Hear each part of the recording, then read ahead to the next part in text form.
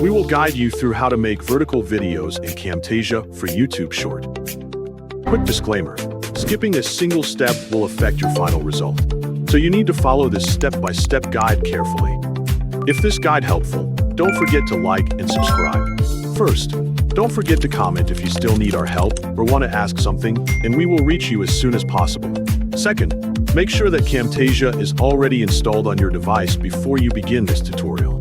Double-click Camtasia to open the application, click New Project to create a new project, and prepare the editing workspace. Next, click the Media Bin menu to start importing your video. Then, click the Import Media button to browse files from your computer. Select the video file that you want to convert into a vertical video. After choosing the correct file, click the Open button to continue. Once the video is imported, it will appear in the Media Bin and will be ready for editing. Drag and drop the video onto the track section so you can begin working with it. Play the video and notice that the project is still using a horizontal canvas by default. Next, click File in the upper left corner of the application window. Then, select Project Settings from the available options to open the project configuration window.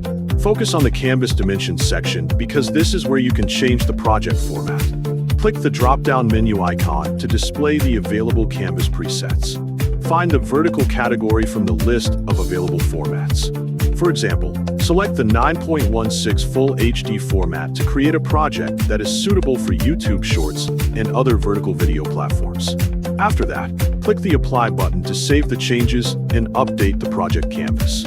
Next, adjust the video so it fits the vertical canvas properly by repositioning or resizing it until the important parts remain visible within the new frame. Once you are satisfied with the placement of the video, click the play button to preview the final result and make sure the video displays correctly in the vertical format.